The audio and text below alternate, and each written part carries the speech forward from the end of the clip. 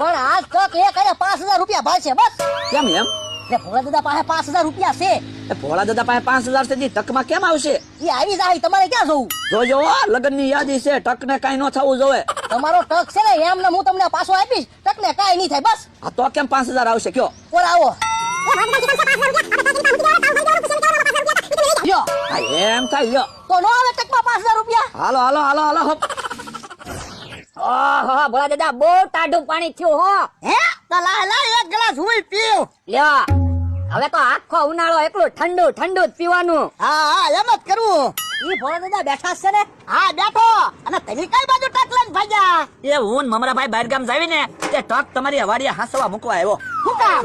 એ મારા ઘરે કોઈ છે નહીં એટલે. પણ બકુલભાઈ ટક તમારા ઘરે મૂકીને જાવ ને.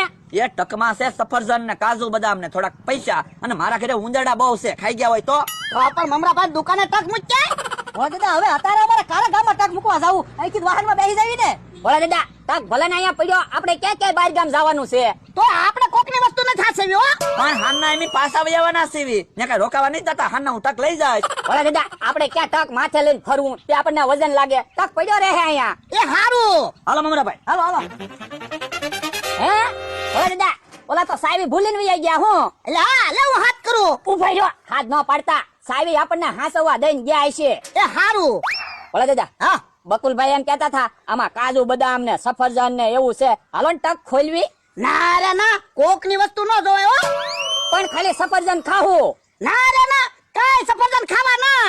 પણ બકુલભાઈ મમરાભાઈ તો રોજ આપણને છેતરીને આપણી વસ્તુ ખાઈ જાય. આ ઈ હાચું હો. તો હાલો ને એક એક સફરજન ખાવી. પણ એલા સફરજન ખાવું અને ખબર પડી જાય તો? તો સફરજન નહીં ખાવી, કાજુ બદામ ખાવી. કાજુ બદામ થોડા ગણેલા હશે, આ ઈ હાચું હો તારું. થોડાક થોડાક ખાવી. આ ખોલ ખોલ. થોડાક કાજુ બદામ ખાવું એટલે ખબર તો નહીં પડે. લ્યો. હે ટક તો ખાલી છે હું. તો એવડા ઈ ખાલી ટક હું કામ હાંસવા મૂકીને જાય છે? કોને ખબર? હું એલા ટક લઈને બેઠા. એ ટક અમારો નથી, બકુલભાઈ હાંસવા મૂકીને ગયા. શું છે ટકમાં? એ ટક ખાલી છે.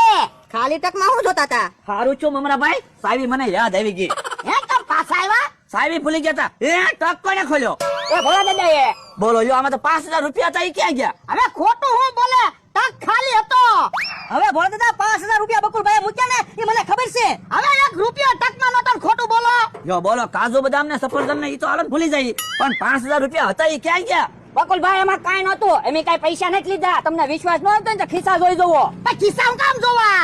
હવે ભોળા દાદા, અમે કોઈની ઉપર આરોપ નથી મૂકતા, પણ 5000 રૂપિયા આમાં હતા જ તે. કામ મમરાભાઈ? હા ઈ તો મને ખબર છે. ના રે ના, અમે કોઈ લીધા ના. પણ ત્યાં પૈસા ન લીધા હોય તો તું હું કામ બીવે? ભોળા દાદા, હા. જો તમારી ઉપર આરોપ નથી મૂકતા, પણ તમારા ખિસ્સા જોવા જો. હાલો. પણ ભોળા દાદા ખિસ્સા જોઈ લેજો ને. જો જોઈ જુઓ ખિસ્સા. હાલો ઉભા રહ્યો. આના ખિસ્સામાં બકુલભાઈ પૈસા નથી. તો તમારા ખિસ્સામાં 5000 થી વધારે હોય ને કે ઓછા હોય તો તમ તાર તમારા પૈસા. બસ 5000 ફીટ હોય ને તો અમારા. પણ મારા ખિસ્સામાં તો મારા પૈસા પડ્યા. આ તો દેખાડો. હાલો. આ જોઈ જો લ્યો. ક્યાં કાકા તમે જ પૈસા ગણો કેટલા છે? 2-5 રૂપિયા હોય તો મને ભૂલી જાય. આ તો 5000 ની વાત છે. હું કહું મમરાભાઈ? તો આપણે ક્યાં કાજુ બદામ નું કાંઈ કેવી? પૂરા 5000 રૂપિયા છે. પણ એ તો ભોળા દાદા ના પૈસા છે. ઓ બાપા, ટકમાંથી પૈસા લઈ લીધા ને પાછો ખોટું બોલે. આવડા થોડું ખોટું બોલે. અને ખાલી ટક થોડો કઈ હાસવા આપી જાય. લાવો પૈસા. હાલો બકુલભાઈ, આ જાઓ લઈ જાઓ પૈસા. નીકળો, કોઈથી કાંઈ વસ્તુ હાથમાં ન દઈ જતા. અને તમે જા તમારી વાડીએ ઊભા હું. હાલ જમરો, કોકના પૈસા લઈ જાય ને પાછો આપણને ખીજાય. એ બાપા, ટક ખોલ્યામાં તો મારા 5000 રૂપિયા ગયા. પણ ભોળા દાદા મને તો એવું લાગે એવડા સાઈન છેતરવા હાટુ જ સાવી મુકતા ગયા છે. તો હું કામ ટક ખોલ્યો?